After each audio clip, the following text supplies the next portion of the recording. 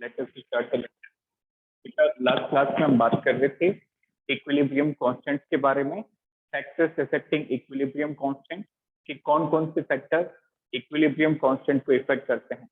The one is स्टोइशियोमेट्रिक coefficient और दूसरा था बेटा सेकंड फैक्टर वो टेम्परेचर। तो स्टोइशियोमेट्रिक कोएफिशिएंट में हमने 3 केस लेके उसको डिस्कस किया and we discussed a lot of problem about that. Next temperature में हमने देखा कि रिएक्शन एंडोथर्मिक है, तो टेम्परेचर इंक्रीज करने पे के इंक्रीज हो जाएगा। एक्सोथर्मिक रिएक्शन है तो टेम्परेचर इंक्रीज करने पे के का वैल्यू डिक्रीज हो जाएगा। नोटेड। उसके बाद हमने स्टार्ट किया था बेटा the applications of equilibrium constant. तो 2 एप्लीकेशन हमने नोट की थी। The first is predicting the direction of reaction. Reaction का डायरेक्शन प्रिडिक्ट कर सकते हैं इक्विलिब्रियम कांस्टेंट की मदद से, और रिएक्शन का एक्सटेंट भी हम इक्विलिब्रियम कांस्टेंट से प्रिडिक्ट कर सकते हैं कि रिएक्शन किस एक्सटेंट तक है, प्रोडक्ट ज्यादा है या फिर रिएक्टेंट ज्यादा है। Clear?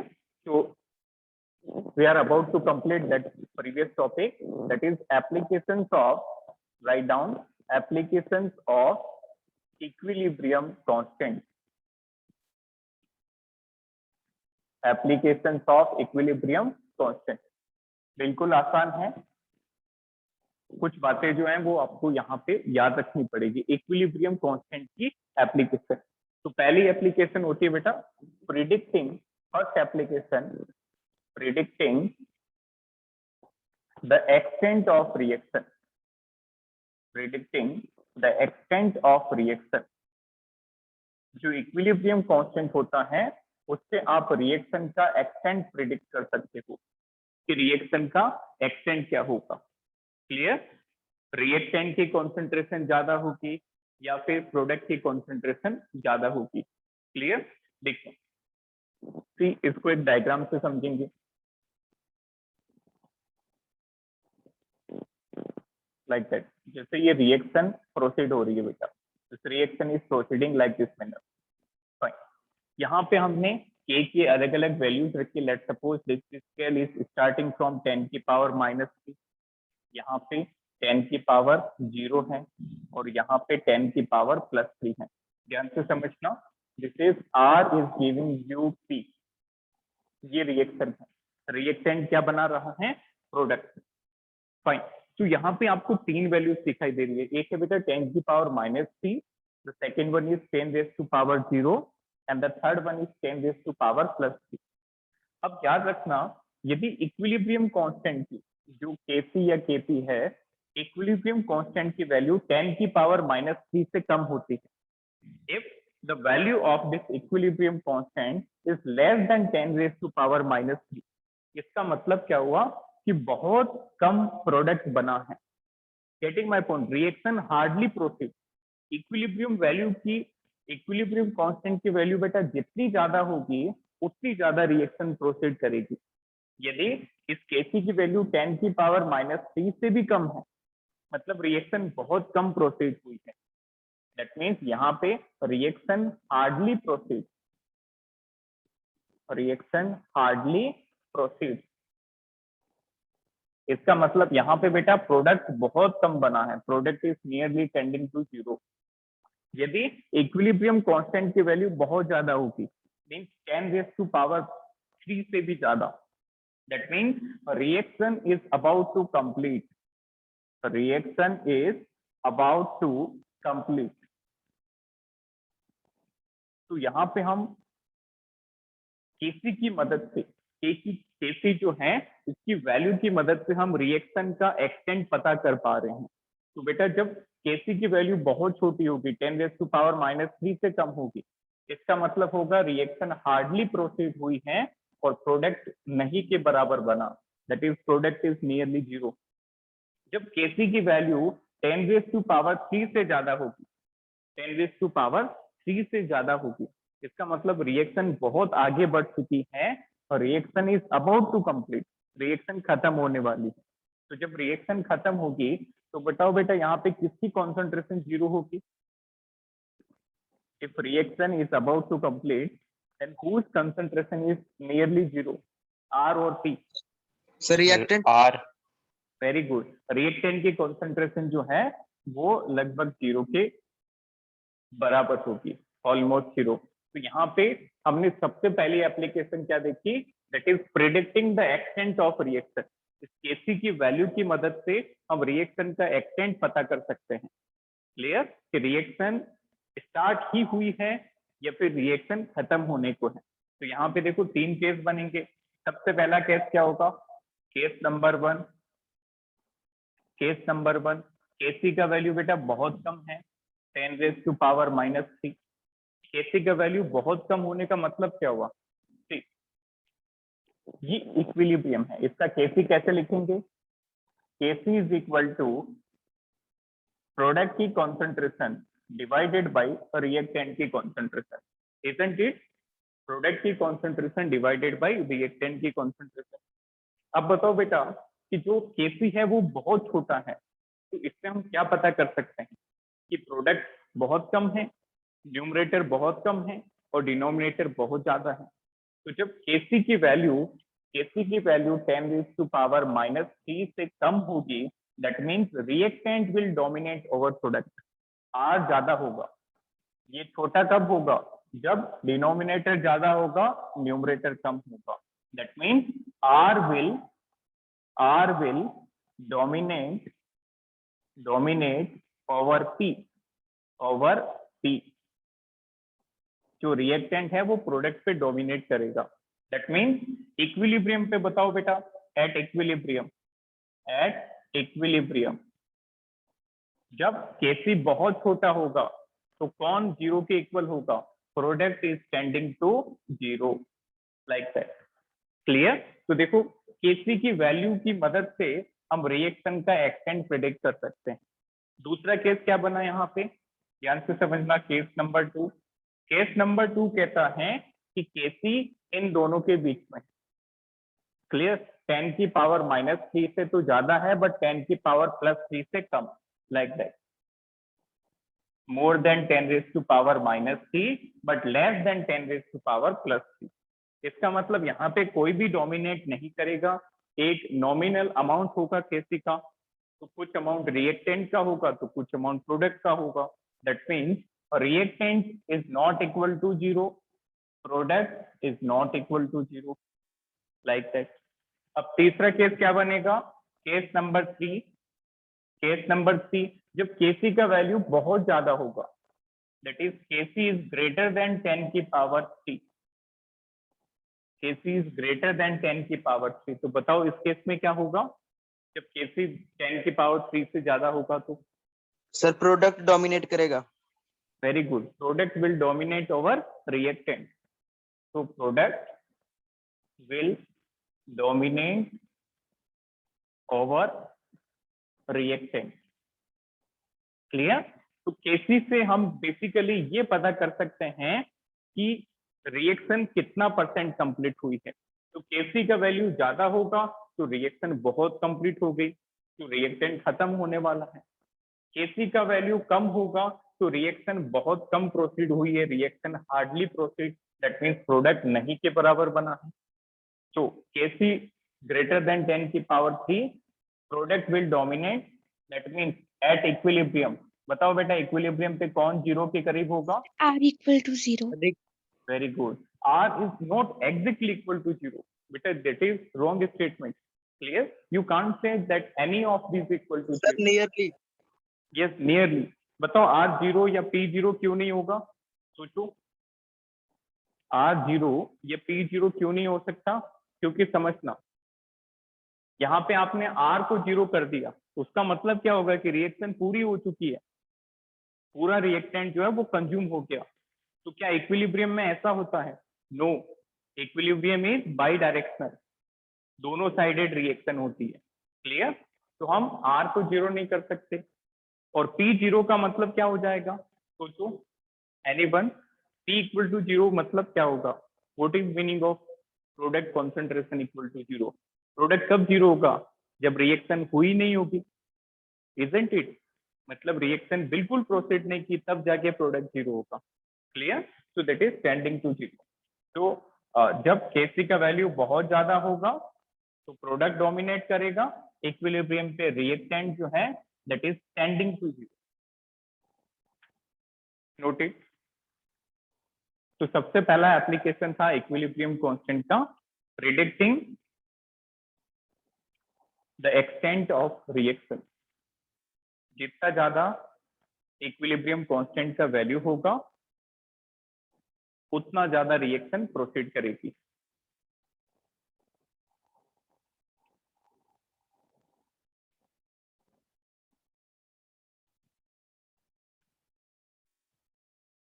Any doubt in this?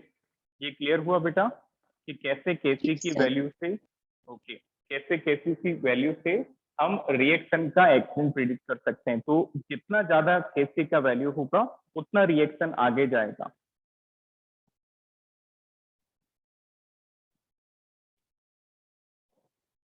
जैसे इस पे कुछ क्वेश्चंस भी बनते हैं, देखें किस तरह के क्वेश्चन पूछे जा सकते हैं।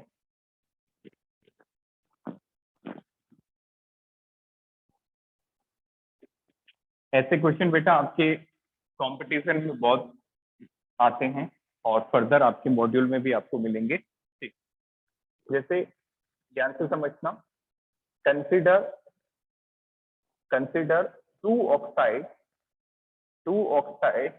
Of element A. बहुत सिंपल सा क्वेश्चन है, ऑफ एलिमेंट ए। ठीक है, आगे बढ़ो। क्या ऑक्साइड है? एक है बेटा AO2, एक ऑक्साइड है AO2 use A plus O2। ठीक है, दूसरी ऑक्साइड है A2O3, this gives 2A plus 3/2 O2। ये दो रिएक्शंस है। ठीक है, दो ऑक्साइड किसकी है? एक की। पहली ऑक्साइड है AO2 और दूसरी ऑक्साइड है A2O3। दोनों इक्विलिब्रियम में है। क्लियर?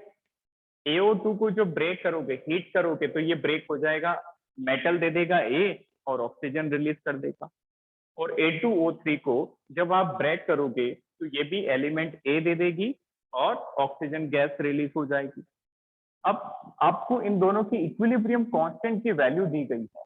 इसकी है बेटा 10⁵ और इसकी इक्विलिब्रियम कांस्टेंट की वैल्यू है 10⁻7 ले लो। डन? तो दोनों की इक्विलिब्रियम कांस्टेंट की वैल्यू गिवन है। अब आपको पूछ लिया विच oxide is more stable, which oxide is more stable, कौन सी ऑक्साइड जो है वो ज्यादा स्टेबल होगी। बहुत आसान क्वेश्चन है, पेन चलाने की भी जरूरत नहीं है।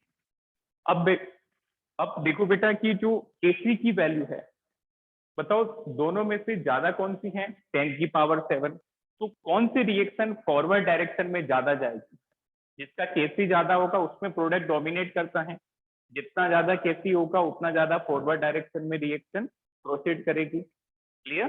तो बताओ कौन सी रिएक्शन फॉरवर्ड डायरेक्शन में ज्यादा प्रोसीड कर रही है? Sir second reaction. Very good, second वाली जो है वो फॉरवर्ड डायरेक्शन में ज्यादा प्रोसीड कर रही है। बेटा कोई भी कंपाउंड जो है वो डिकम्पोज कब होता है? ध्यान से समझना कि ये जो A2O3 है ये ज्यादा से ज्यादा प्रोडक्ट बना रहा है, फॉरवर्ड डायरेक्शन में जा रहा है। इसका मतलब कहीं ना कहीं ये अनस्टेबल रहा होगा, कहीं ना कहीं ये अनस्टेबल या फिर लेस स्टेबल रहा होगा, लेस स्टेबल रहा होगा, तभी तो ये जल्दी से ब्रेक हो रहा है, इजंट इट? और AO2 जो है इसकी फॉरवर्ड डायरेक्शन में जाने की एक्सटेंट उतनी नहीं जितनी A2O3 की है। इसका मतलब कहीं ना कहीं AO2 ज्यादा स्टेबल रहा होगा, तभी ये ब्रेक नहीं हो रहा, फॉरवर्ड डायरेक्शन में नहीं जा रहा। That means this is going to be more stable. तो क्वेश्चन यही पूछा था विच इज मोर स्टेबल।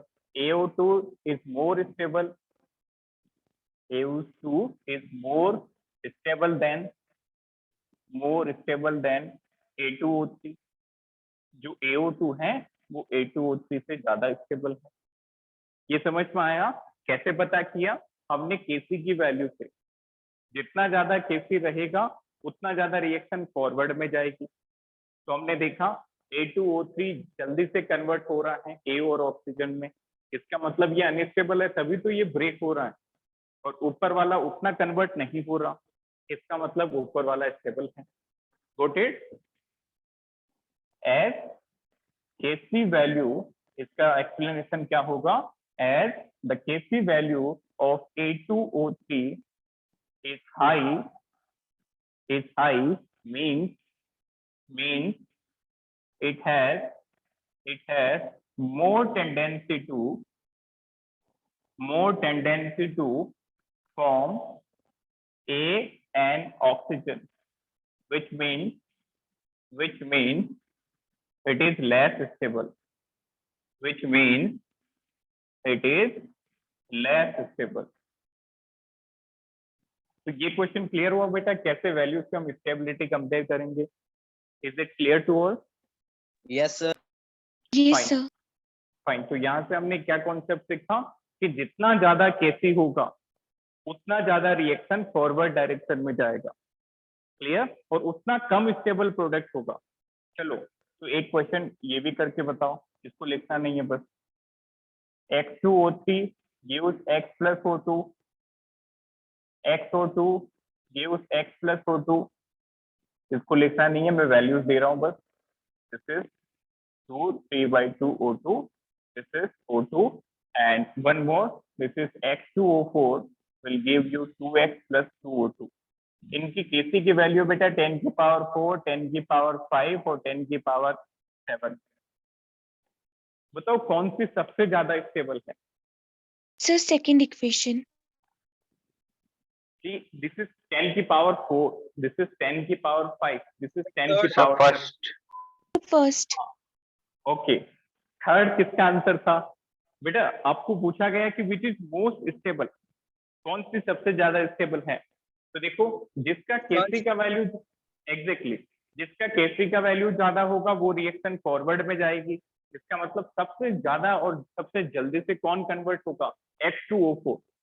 इसका मतलब ये खुद अनस्टेबल है तभी तो प्रोडक्ट फॉर्म कर रहा है, और सबसे कम वैल्यू है H2O3 की, इसका मतलब ये फॉरवर्ड डायरेक्शन में नहीं जा रही है, कम जा रही है, दैट मीन्स ये स्टेबल रहा होगा। तो सबसे ज्यादा स्टेबल है X2O3, फिर है XO2, और सबसे कम स्टेबल बेटा यहाँ पे X2O4। आई बात समझ में? तो ले देके सिर्फ एक बात याद रखनी है कि जितना ज्यादा इक्विलिब्रियम कांस्टेंट होगा उतना ज्यादा रिएक्शन फॉरवर्ड डायरेक्शन में जाएगी। क्लियर? अब देखो नेक्स्ट एप्लीकेशन, इसको नोट कर ले बस, note it down. Next application second one, predicting, ये था बेटा predicting the extent of reaction, reaction का एक्सटेंट प्रिडिक्ट करना कि फॉरवर्ड डायरेक्शन में जाने की एक्सटेंट ज्यादा है या कम। नेक्स्ट है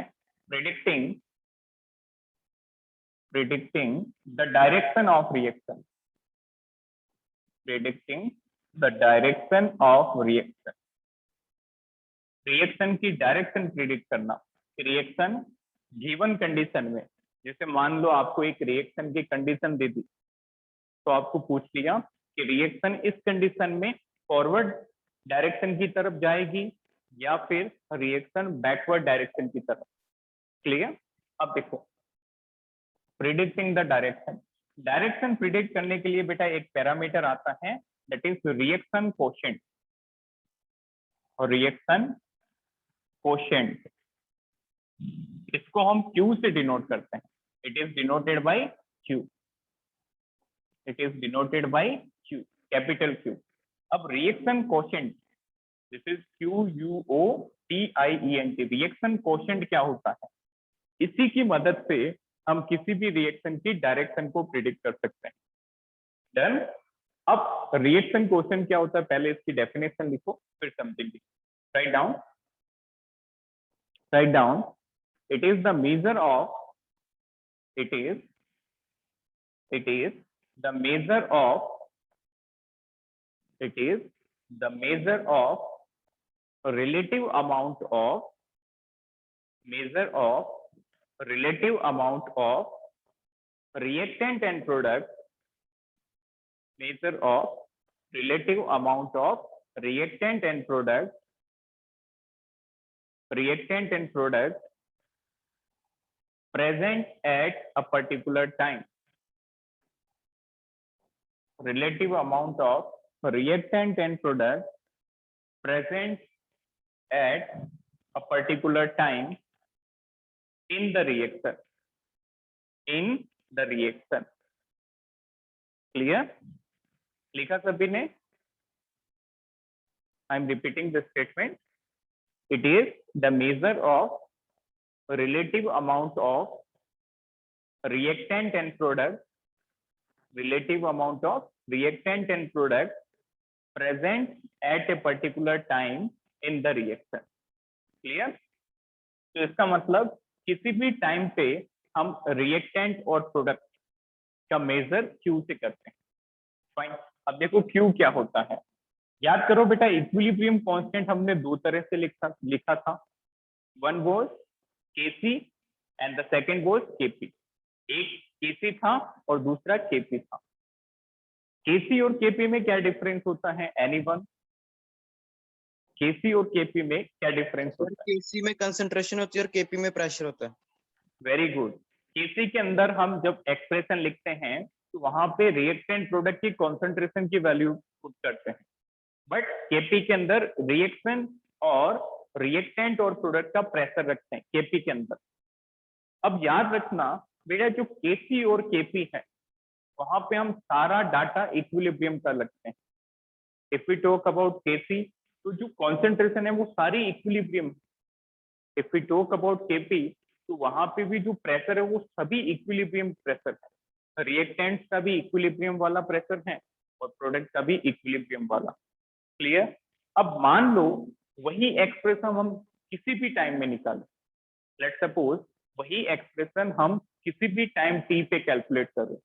इक्विलिब्रियम पे निकालेंगे तो Kc और Kp, बट किसी भी टाइम पे निकालें तो Qc और Qp. तो क्या कह देंगे? Qc और Qp. क्लियर? बस यही डिफरेंस है. देखें, let us consider a general equation जो हम अभी तक लेते आए हैं. M1A gaseous plus M2B gaseous, M1A gaseous plus M2B gaseous will give us N1C gaseous plus N2D gaseous. Fine. तो इसमें रिएक्टेंट प्रोडक्ट है बेटा, A और B रिएक्टेंट है, C और D प्रोडक्ट है. M1 M2 कोफिशिएंट है, M1A का कोफिशिएंट है, M2B का कोफिशिएंट है, N1C का कोफिशिएंट है, तो N2D का कोफिशिएंट. क्लियर? तो अब देखो इस इक्वेशन का हम रिएक्शन कोशेंट कैसे लिखेंगे. ठीक, सबसे पहले हम लिखते हैं QC. बिल्कुल सेम होगा, फिर से बता रहा हूं, जैसा Kc होता है वैसा ही QC होगा. बट डिफरेंस क्या है? Kc में जो कॉन्सेंट्रेशन पुट करते हैं वो सारी इक्विलिब्रियम वाली होती है, और यदि इक्विलिब्रियम के अलावा हम किसी भी टाइम पे निकालें तो QC हो जाएगा. तो लिखो QC का एक्सप्रेशन. फिर से ऊपर प्रोडक्ट T की power N1 multiply by D की पावर N2, और नीचे किसको लिखते थे? रिएक्टेंट को. That is A raise to power M1 B raise to power M2, like that. तो ये हो गया QC. इसका मतलब QP is just similar to KP. जो QP होगा reaction quotient in terms of partial pressure, this is similar to KP.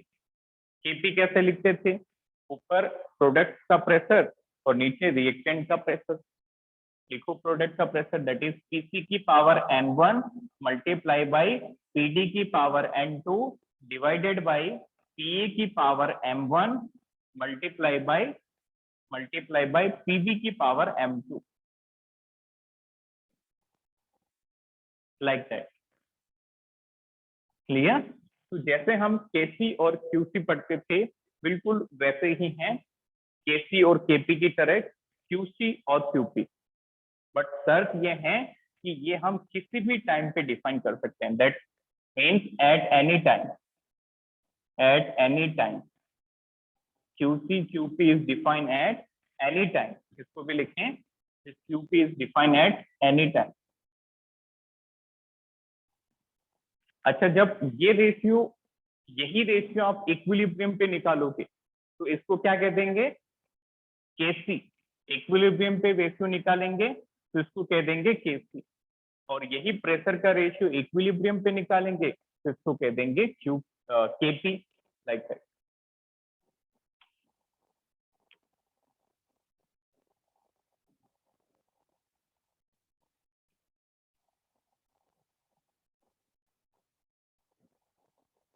So there is minute difference between Kc Kp and Qc Qp. Clear? तो जो expression है वो तो बिल्कुल same रहेगा। फिर से रिपीट कर रहा हूँ, ये रेशियो आप किसी भी टाइम पे निकालो तो Qc Qp कहेंगे, बट ये रेशियो जब आप इक्विलिब्रियम वैल्यूज डाल के निकालोगे तो Kc और Kp कहेंगे।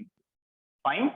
अब देखो इनकी वैल्यू से जो Q और K की वैल्यू है, इनकी वैल्यू से हम रिएक्शन का डायरेक्शन कैसे प्रिडिक्ट कर सकते हैं। इससे पहले एक ग्राफ समझेंगे।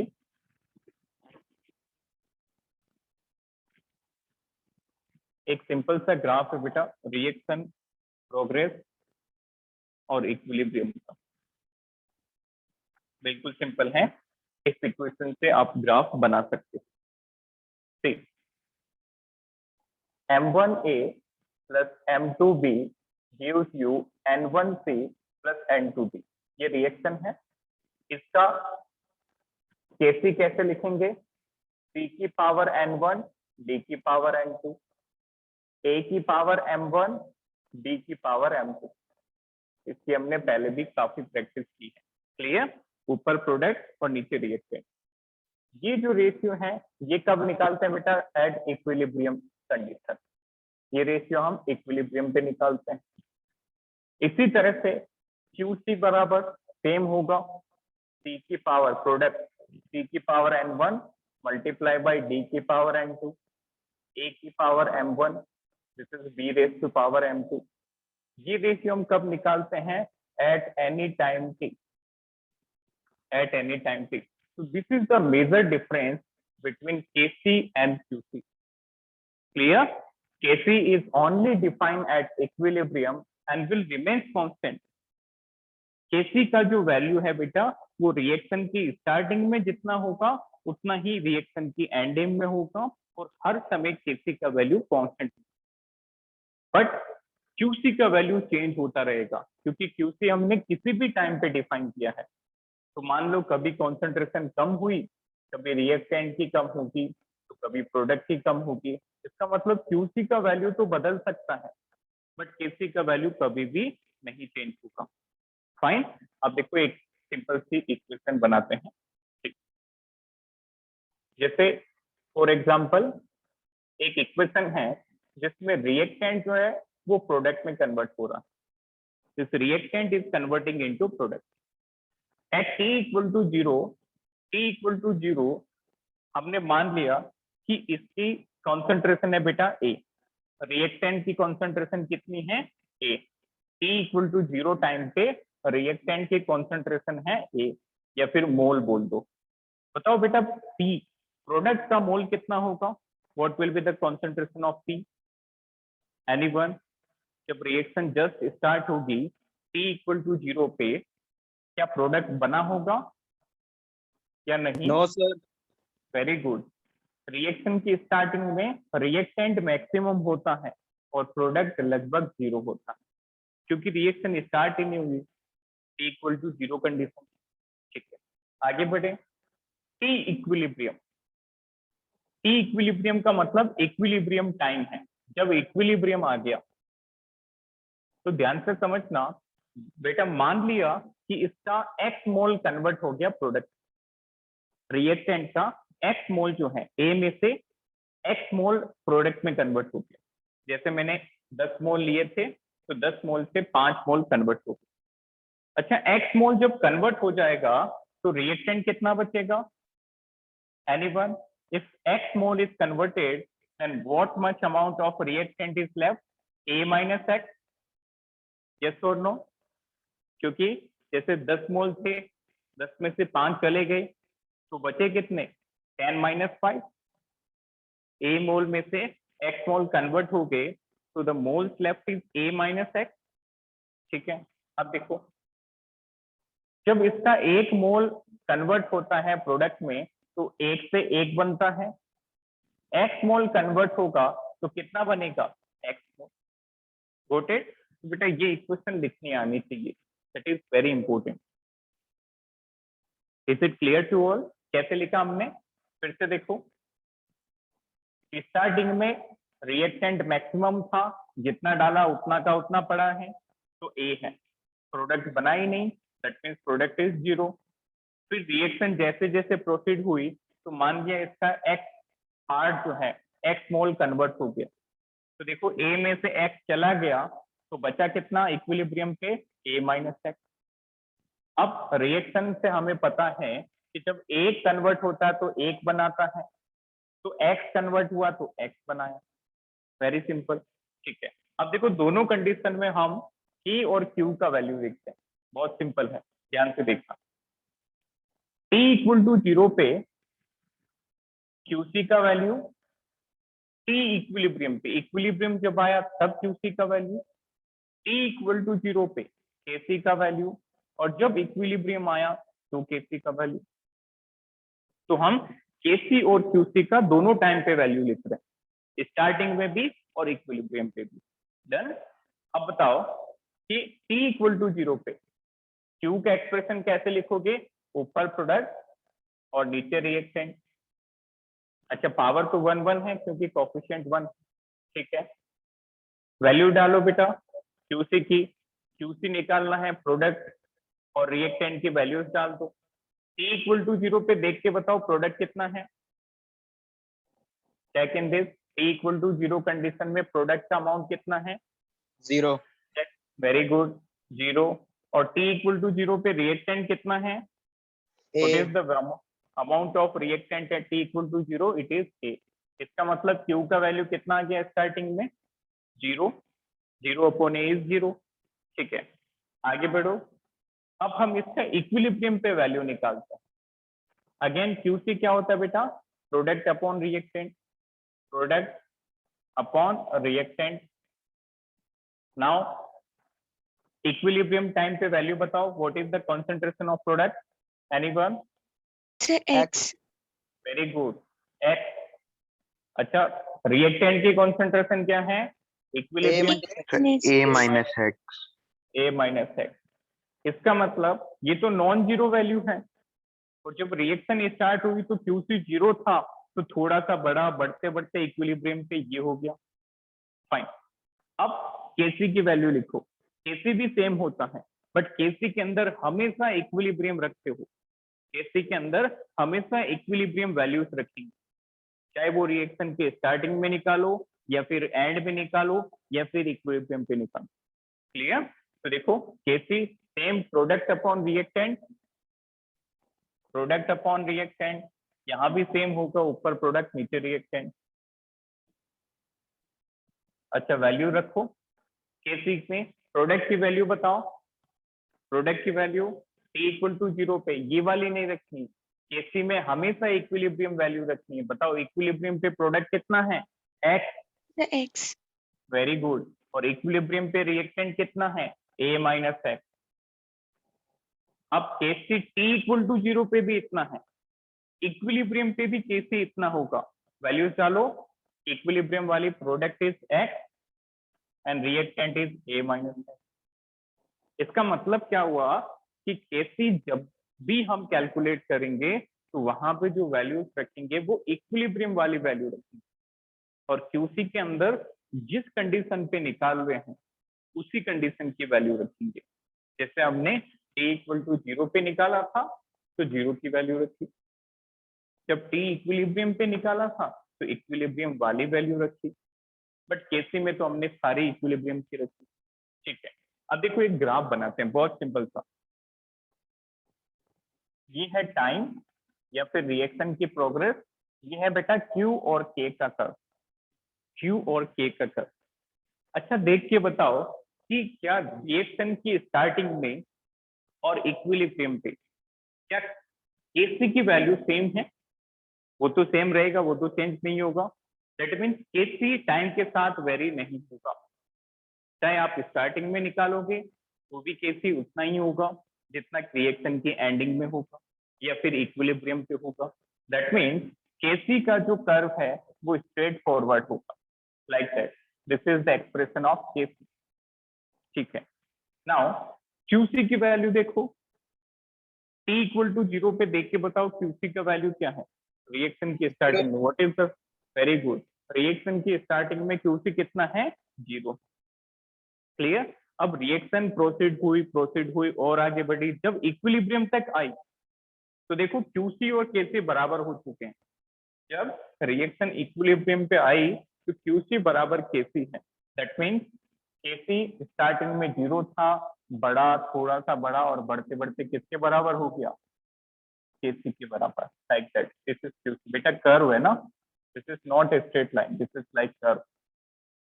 तो देखो केसी तो फिक्स है और क्यूसी इंक्रीज कर रहा है, और जब इक्विलिब्रियम पे आए तो दोनों बराबर हो गए। QC is equal to KC at equilibrium, at equilibrium. Is it clear to all? ये समझ में आई पूरी इक्वेशन सभी को, और any doubt? Yes sir. Fine. तो हमेशा याद रखना कि क्यूसी और केसी में कोई भी मेजर डिफरेंस नहीं है। केसी के अंदर हमेशा आप इक्विलिब्रियम वाली वैल्यूज रखते हो, और क्यूसी के अंदर जो कंडीशन गिवन है वो वाली वैल्यूज पुट करते हो। क्लियर। अब देखो यहां तक हमने कहीं भी डायरेक्शन की बात नहीं की। What we are discussing, application of equilibrium constant. दूसरी एप्लीकेशन क्या है, predicting the direction of reaction. अब यहाँ पे हम देखेंगे कि केसी और क्यूसी से डायरेक्शन पे क्या इफेक्ट पड़ता है। क्लियर। तो देखो सबसे पहली condition, condition number 1, condition first, condition first condition क्या है, फर्स्ट कंडीशन है बेटा QC is greater than KC। Very very important, ये आपकी बोर्ड में भी काफी बार पूछी गई है और कंपटीशन पॉइंट ऑफ व्यू से भी इंपॉर्टेंट है। कंडीशन फर्स्ट क्या है, QC is greater than KC।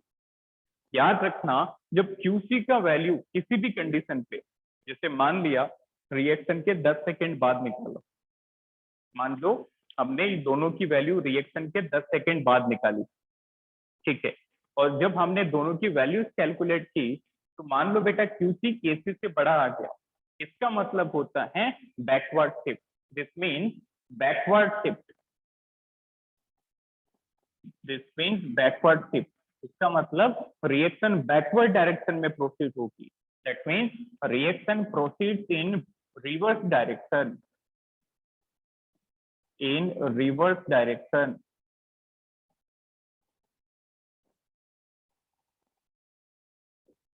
तो देखो यहां से हमें क्या पता चला कि जब QC KC से बड़ा होगा तो रिएक्शन रिवर्स डायरेक्शन में जाएगी। नेक्स्ट देखो दूसरा कंडीशन क्या बनेगा, कंडीशन नंबर 2, कंडीशन नंबर 2 कि QC is equal to KC, QC KC के बराबर हो जाए। इसमें देख के बताओ क्या कंडीशन बनेगी, QC KC के बराबर कब होता है, at what time KC is equal to KC, equilibrium पे, isn't it? QC KC के बराबर कब होगा, at equilibrium, at equilibrium। अच्छा लास्ट कंडीशन क्या बची, that is condition number 3, condition number 3।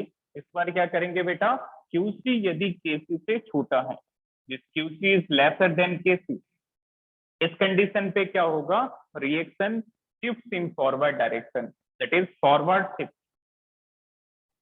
Forward shift. That means reaction proceeds in forward direction, like that. Got it. तो ये 3 कंडीशन आपको याद रखनी, these are very very important. तो जब Q K से बड़ा होगा, QC is greater than KC, तो बैकवर्ड शिफ्ट होगा, रिएक्शन पीछे की तरफ जाएगी, रिएक्शन प्रोसीडिंग रिवर्स डायरेक्शन, उल्टा जाएगी। QC बराबर KC होगा तो रिएक्शन इक्विलिब्रियम पे है, मतलब नो शिफ्ट, यहाँ पे कोई भी शिफ्ट नहीं होगा। दैट मीन्स रिएक्शन दोनों साइड में जाएगी और इक्वल एक्सटेंट में। Got it. QC बराबर KC होगा, मतलब reaction proceed in both direction. Reaction proceed in both direction, कोई भी सिंगल डायरेक्शन में नहीं जाएगी, दोनों तरफ जाएगी, ठीक है। और लास्ट है बेटा, जब QC का वैल्यू KC से छोटा हो जाएगा तो रिएक्शन फॉरवर्ड डायरेक्शन में जाएगी, that means there is forward step. इसको नोट करें। Again, I am telling that these three conditions are the most important part of this lecture.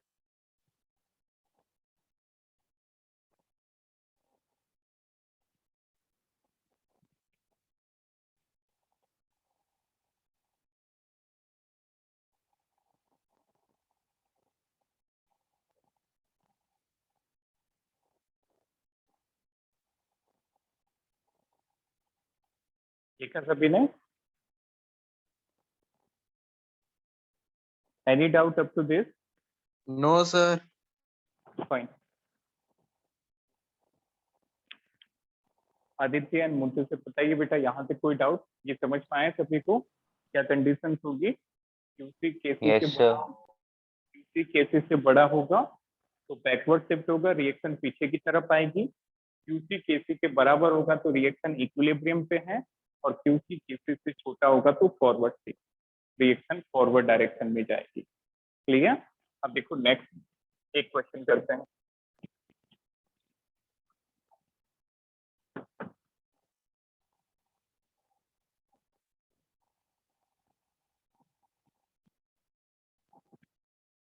Consider one question. ठीक, जैसे आपको एक इक्वेशन गिवन है बेटा, consider the reaction, consider the reaction, reaction consider करनी है, that is A plus B, ऐसा NCERT में भी एक न्यूमेरिकल गिवन है, ये C प्लस बी, ठीक है।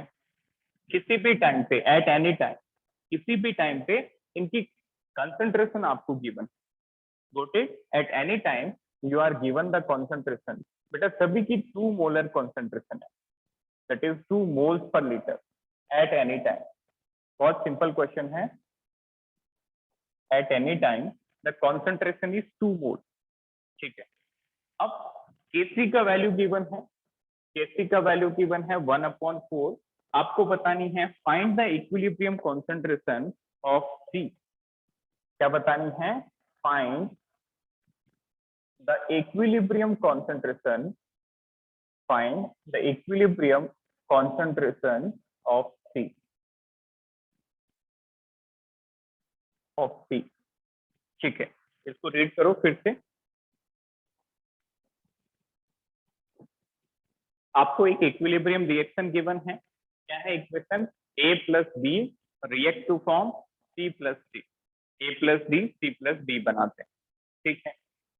इक्विलिब्रियम है, किसी भी टाइम पे, किसी भी टाइम पे, मान लिया कोई टाइम t है, उस पे सभी की कॉन्सेंट्रेशन गिवन है।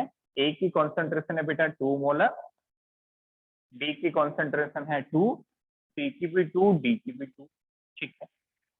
किसी भी टाइम पे आपको कंडीशन गिवन है। अब इसी टाइम पे, कोई भी टाइम पे आपको इक्विलिब्रियम कांस्टेंट भी गिवन है। Getting my point? इसी रिएक्शन का इक्विलिब्रियम कांस्टेंट गिवन है, दैट इज 1/4, और आपको पूछ लिया इक्विलिब्रियम कॉन्सेंट्रेशन निकालिए।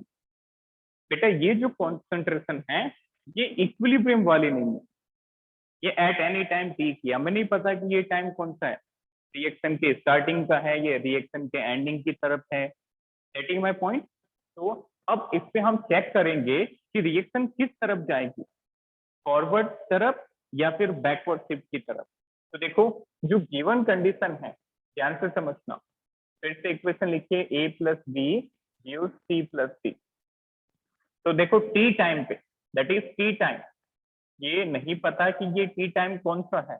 इस t टाइम पे कॉन्सेंट्रेशन है 2 molar 2 molar 2 molar like that, ठीक है। अच्छा बेटा इस t टाइम पे यदि हम रेशियो निकालेंगे कॉन्सेंट्रेशन का तो उसको क्या कहेंगे, Kc या QC? सोचो, किसी भी टाइम पे जब रिएक्टेंट और प्रोडक्ट की कॉन्सेंट्रेशन का रेशियो निकालते हैं, what we call this? Sir, QC. Sir QC। Clear, QC कहेंगे। ये टाइम हमें नहीं पता कि कौन सा है। इक्विलिब्रियम कांस्टेंट तो गिवन है ऑलरेडी, इक्विलिब्रियम कांस्टेंट तो 1/4 है, दैट्स इट। तो किसी भी टाइम पे जो रेशियो निकालते हैं उसको हम कहते हैं बेटा क्यूसी। कितना आ रहा है ऊपर प्रोडक्ट सी की पावर 1 डी की पावर 1, नीचे क्या आ जाएगा रिएक्टेंट ए की पावर 1 और बी की पावर 1। कैलकुलेट करो कितना आ रहा है, वैल्यू सब्स्टिट्यूट करो, इस टी टाइम वाली कंसंट्रेशन रखो यहाँ पे, how much you are getting, 1 आ रहा होगा सभी के, क्लियर। तो वैल्यूज रख दो सभी की, सबकी कॉन्सेंट्रेशन 2 है तो सब कुछ कैंसिल हो जाएगा, you will get QC equal to 1। अब देख के बताओ कि इस गिवन कंडीशन पे रिएक्शन फॉरवर्ड डायरेक्शन में जाएगी या बैकवर्ड डायरेक्शन में। चेक करो वैल्यू, QC की वैल्यू 1 है और KC की वैल्यू 1/4 है। इसका मतलब बड़ा कौन है, which is Sir, bigger. QC. Very good, QC is greater than KC। QC का वैल्यू KC से बड़ा है, QC is greater than KC। अब देख के बताओ कि जब QC KC से बड़ा होता है तो कौन सा शिफ्ट होता है, backward. Forward. Backward shift. Backward shift. Very good, backward shift होता है। तो अभी तक हमने क्वेश्चन स्टार्ट ही नहीं किया, अभी तो हमने सिर्फ डायरेक्शन प्रेडिक्ट की है, क्वेश्चन अब स्टार्ट होगा, ठीक है। तो देखो बैकवर्ड शिफ्ट होगा, इसका मतलब बताओ रिएक्टेंट प्रोडक्ट बनाएंगे या प्रोडक्ट रिएक्टेंट। बैकवर्ड शिफ्ट का मतलब क्या होगा, पीछे की तरफ आएगी, मतलब प्रोडक्ट बनाएंगे रिएक्टेंट को, ये मतलब हुआ बैकवर्ड आने का, ठीक है। अब हम यहाँ पे इक्विलिब्रियम कंडीशन लिखेंगे बेटा, now we will write equilibrium condition. ये तो टी टाइम की थी, इक्विलिब्रियम पे बैकवर्ड शिफ्ट होगा तो ध्यान से समझना। मान लो इसके एक्स मोल कन्वर्ट हो रहे हैं, इसके एक्स मोल रिएक्टेंट में कन्वर्ट हो रहे हैं, तो बताओ बचेगी कितनी कॉन्सेंट्रेशन इसकी, how much concentration is left if x mole is converted. Sir, 2 2 minus minus X. Very good, अब थोड़ा सा ऐसा फ्लो बनाना पड़ेगा बेटा इस पूरे चैप्टर में, एक दो और क्वेश्चन करेंगे इसी से रिलेटेड, ठीक। अब देखो इसका 1 मोल कन्वर्ट हुआ तो देख के बताओ इसका कितना कन्वर्ट हुआ होगा, चेक इट। इसका 1 मोल कन्वर्ट होगा तो इसका 1 कन्वर्ट होगा, बट हमने कितना कन्वर्ट किया है एक्स मोल, तो बताओ इसका 1 से 1 कन्वर्ट होता है तो इसका एक्स कन्वर्ट हुआ तो इसका कितना कन्वर्ट होगा एक्स, सेम, क्योंकि जब इसका 1 मोल रिएक्ट करता है तो इसका भी 1 रिएक्ट करता है, इसका एक्स कन्वर्ट हुआ तो इसका भी एक्स कन्वर्ट हुआ। बताओ ये कितना बचेगा after the Sir, 2 conversion of minus X. 2 minus X। 2 minus x, very good. अब देखो उल्टा चलो, इसके 1 मोल से 1 मोल बनता है, जब 1 मोल कन्वर्ट होगा तो देखो बी भी 1 मोल बन रहा है, तो एक्स से कितना बनेगा, 1 2 से minus 1 बनता Plus X. 1 से 1 बनता है तो x से x बनेगा, ठीक है। 1 से 1 बनता है तो x से x बन गया, ठीक है। बेटा 2 पहले से हैं और x नया बना है, 2 पहले से हैं और x नया बना है, तो इफेक्टिवली अब कितना होगा, Sir, 2 plus X. Very good, 2 plus x होगा, क्योंकि 2 तो पहले से था और x नया बना है, दैट इज 2 प्लस एक्स। अच्छा इसको देखो अगेन, C के 1 मोल से A भी 1 बनता है तो इसका 2 x plus X। Convert, very good, x से x बनेगा तो ओवरऑल कितना हो जाएगा, 2 पहले था और नया कितना बना x, 2 प्लस एक्स। तो ये जो कंडीशन है ये हमने शिफ्ट देख के नई कंडीशंस बना ली। अब ये जो कंडीशंस है बेटा ये सारी इक्विलिब्रियम कंडीशन, क्योंकि हमने शिफ्ट किया 2 वाली जो थी ये हमें नहीं पता था कि कौन सी कंडीशन है, इनके करेस्पॉन्डिंग हमने QC की वैल्यू निकाली, QC की वैल्यू से ये पता चला कि QC KC से बड़ा है तो बैकवर्ड शिफ्ट हुआ, बैकवर्ड शिफ्ट हुआ तो हमने नया इक्विलिब्रियम डेवलप कर लिया, क्लियर। नए इक्विलिब्रियम पे ये कंडीशन आ गए। अब देखो KC की वैल्यू कैसे लिखोगे, ये इक्विलिब्रियम कंडीशन है, इक्विलिब्रियम पे KC लिखोगे, KC होता है 1/4 गिवन है, लिखो वैल्यूज, KC का एक्सप्रेशन बताओ, how to write KC for this given equation, product upon reactant, बताओ क्या होगा expression,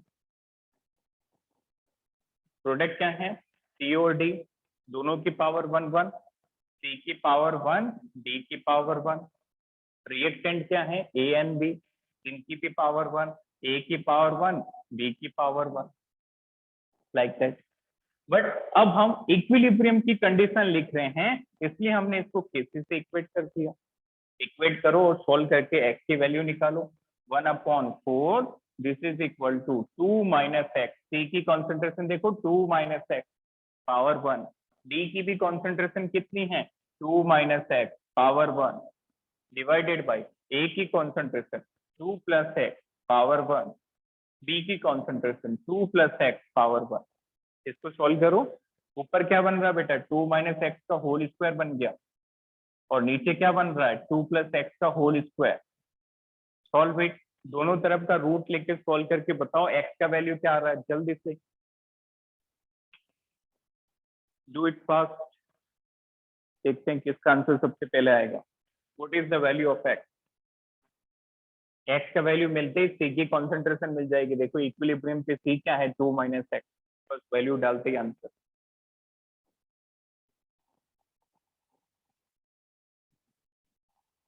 Sir, x equal to 1. X equal to 1 तो नहीं आएगा बेटा, फिर से चेक करो। Calculation error, check it. Calculation mistake. देखो फोकस ऑन बोर्ड, सभी देखें बोर्ड पे। 1/4 इज इक्वल टू, ध्यान से समझना, ऊपर भी एक होल स्क्वायर है और नीचे भी होल स्क्वायर है। क्लियर? देखो 2 माइनस एक्स का स्क्वायर 2 प्लस एक्स का होल स्क्वायर, ध्यान से समझना। तो यहाँ भी होल स्क्वायर है और नीचे भी होल स्क्वायर, दोनों तरफ रूट ले लें, taking root on both side. देखो नेक्स्ट स्टेप क्या बना, taking root on both side. Root लेने पे वैल्यू क्या बनी 1/4 का रूट क्या होगा जल्दी से 1/2 is equal to 2 minus X का होल स्क्वायर। इसका रूट लोगे तो ये 2 कैंसिल हो जाएगा, पावर वाला स्क्वायर रूट ले रहे हो स्क्वायर का, तो उतना ही बचेगा। ऊपर बना 2 माइनस एक्स, नीचे बना 2 plus x.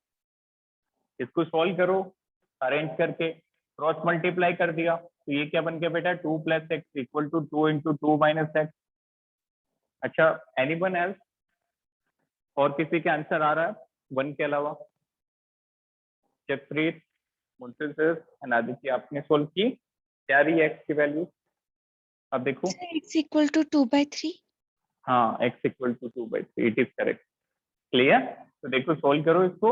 2 plus X equal to 4 minus 2x, इसको सोल्व किया तो x इधर लेके आए तो ये बन गया x plus 2x। 3x equal to 2, 3x equal to 2, then x equal to क्या आ गया बेटा 2/3, x आ गया 2/3।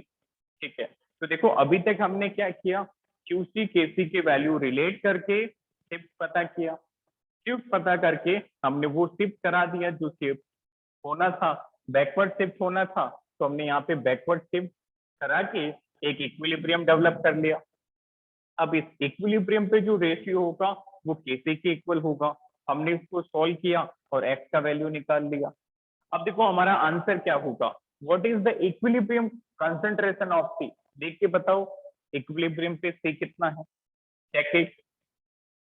What is the concentration of C at equilibrium? C 2 ये minus सारी, x. Very good.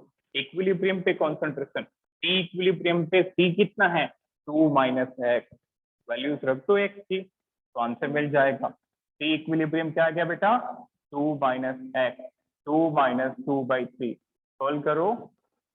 So 4/3. 4/3 is correct answer, very good, 4/3 is correct answer, this is the answer। अच्छा एक और क्वेश्चन, इससे आप बहुत सारे क्वेश्चन कर सकते हैं। बताओ डी की कॉन्सेंट्रेशन इक्विलिब्रियम पे, जल्दी से। 4 minus 3. 4/3. Very So good, 4/3. Very good. A की कॉन्सेंट्रेशन इक्विलिब्रियम पे, ए की, what is concentration of A Sir, at equilibrium? 8/3. Very good. A कितना है यहाँ पे देख के बताओ, ए एट इक्विलिब्रियम, इक्विलिब्रियम पे ए कितना है 2 plus x, 2 plus x, value रख दो 2 प्लस 2/3, दिस इज 8/3। अच्छा देख के बताओ what is value of B at equilibrium? Sir, So 8/3. 8/3. Very good, 8/3। B भी कितना है 2 प्लस एक्स। तो ऐसे क्वेश्चन थोड़ा सा आपको प्रैक्टिस से ही होंगे। क्लियर? तो तसल्ली से जो भी कंडीशन गिवन है उसमें आप क्यू निकाल लो और क्यू निकाल के के से कंपेयर कर लो। Q K से बड़ा है या छोटा है, अकॉर्डिंगली हम शिफ्ट करा देंगे। यहाँ से पता चला कि बैकवर्ड शिफ्ट होना है तो हमने बैकवर्ड शिफ्ट करा दिया, तो प्रोडक्ट से रिएक्टेंट बना दिए। फिर इस इक्विलिब्रियम का रेशियो रख दिया Kc के इक्वल, तो X को सॉल्व कर लिया और फिर जिसकी कंसंट्रेशन चाहिए उसकी कंसंट्रेशन मिल जाएगी। Clear? Take a screenshot.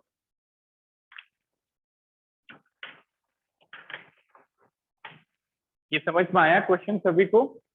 Yes, Yes, sir. sir. Fine, बहुत अच्छा क्वेश्चन है और बहुत ज्यादा इंपॉर्टेंट क्वेश्चन है बेटा। ये एनसीईआरटी में भी गिवन है और ऐसा ही क्वेश्चन जेईई मेन पुराने साल में पूछा गया, that is a previous year question.